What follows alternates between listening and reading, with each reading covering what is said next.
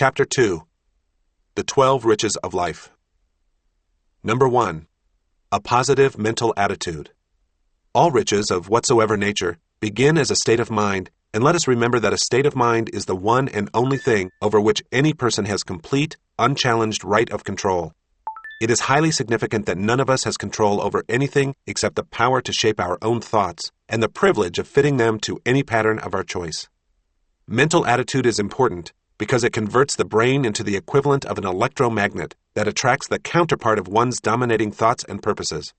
It also attracts the counterpart of one's fears, worries, and doubts. A positive mental attitude is the starting point of all riches, whether they be riches of a material nature or intangible riches.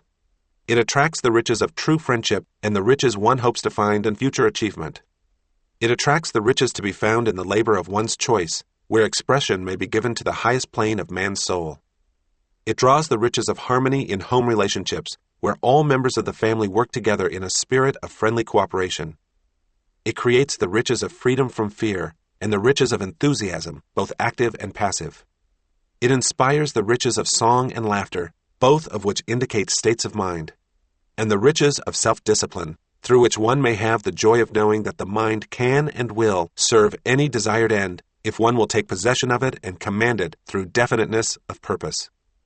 It elicits the riches of play, through which one may lay aside all of the burdens of life and become as a little child again, and the riches of discovery of one's other self, the self which knows no such reality as permanent failure. These and all other riches begin with a positive mental attitude. Therefore, it is but little cause for wonder that a positive mental attitude takes the first place in the list of the 12 riches. Number 2. Sound physical health. Sound health begins with a health consciousness, produced by a mind which thinks in terms of health and not in terms of illness. It requires temperance of eating and a commitment to physical activity. Number 3. Harmony in human relationships. Harmony with others begins with oneself. As Shakespeare said, there are many benefits to following this rule. To thine own self be true, and it must follow, as the night the day, thou canst not then be false to any man. Number 4. Freedom from fear. No one who fears anything is free. Fear is a harbinger of evil, and wherever it appears one may find a cause which must be eliminated before one may become rich in the fuller sense. The 7 basic fears which appear most often in our minds are 1. The fear of poverty. 2. The fear of criticism. 3. The fear of ill health. 4. The fear of loss of love. 5. The fear of loss of liberty. 6. The fear of old age. And 7. The fear of death. Number 5. The hope of achievement. The greatest of all forms of happiness comes as the result of hope of achievement of some yet unattained desire. The person who cannot look to the future with the hope of becoming the person he or she would like to be, or with the belief of attaining the objective he or she has failed to reach in the past, is poor beyond description. Number 6. The capacity for faith. Faith is the connecting link between the conscious mind and the great universe. It is the eternal elixir which gives creative power and action to the impulses of thought. Faith is the basis of all so-called miracles and of many mysteries which cannot be explained by the rules of logic or science. Faith is the power which transmutes the ordinary energies of thought into their spiritual equivalent. Number 7. Willingness to share one's blessings. Those who haven't learned to share have not learned the true path to happiness, for happiness comes only by sharing. All riches may be embellished and multiplied by the simple process of sharing them where they may serve others. The space one occupies in the hearts of others is determined precisely by the service rendered through some form of sharing one's blessings. Riches which are not shared wither and die, for it is one of nature's first laws that inaction and disuse lead to decay and death, and this law applies to material possessions just as it applies to the living cells of every physical body. Number 8. A labor of love. No one is richer than the person who has found a labor of love and who is busily engaged in performing it. Labor is the highest form of human expression of desire. It is the liaison between the demand and the supply of all human needs, the forerunner of all human progress, and the medium by which imagination is given the wings of action. All labors of love are sanctified because they bring the joy of self-expression. Number 9. An open mind on all subjects. Tolerance, which is among the higher attributes of culture, is expressed only by the person who holds an open mind on all subjects at all times. And it is only the person with an open mind who becomes truly educated and who is thus prepared to receive the greater riches of life.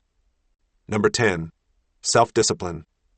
The person who does not master self-discipline may never become the master of anything else. Those who master themselves may become the master of their own earthly destiny. The highest form of self-discipline consists in the expression of humility of the heart when one has attained great riches or has been overtaken by that which is commonly called success. Number 11. The capacity to understand people. Those who are rich in their understanding of people always recognize that all people are fundamentally alike and that they have evolved from the same origin, that all human activities are inspired by one or more of the 9 basic motives of life, including the emotion of love, the desire for sex, the desire for material gain, the desire for self-preservation, the desire for freedom of body and mind, the desire for self-expression, the desire for perpetuation of life after death, the emotion of anger, the emotion of fear. Those who understand what motivates others must first understand what motivates themselves. The capacity to understand others eliminates many of the common causes of friction among people. It is the foundation of all friendship. It is the basis of all harmony and cooperation. It is fundamentally important in all leadership that calls for friendly cooperation. Number 12. Economic security. The last, though not least important of the 12 riches, is economic security. Economic security is not attained by the possession of money alone. It is attained by the service one renders, for useful service may be converted into all forms of human needs, with or without the use of money.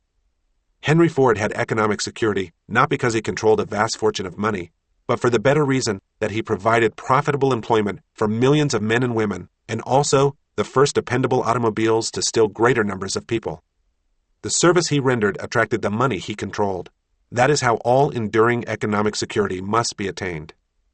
I will introduce to you the principles by which money and all other forms of riches may be obtained, but first you must be prepared to apply these principles. Your mind must be conditioned for the acceptance of riches, just as the soil of the earth must be prepared for the planting of seeds. Maybe you have heard the expression, when the student is ready, the teacher will appear. This does not mean that the things one may need will appear without a cause, for there is a vast difference between one's needs and one's readiness to receive. To miss this distinction is to miss the major benefits I shall try to convey.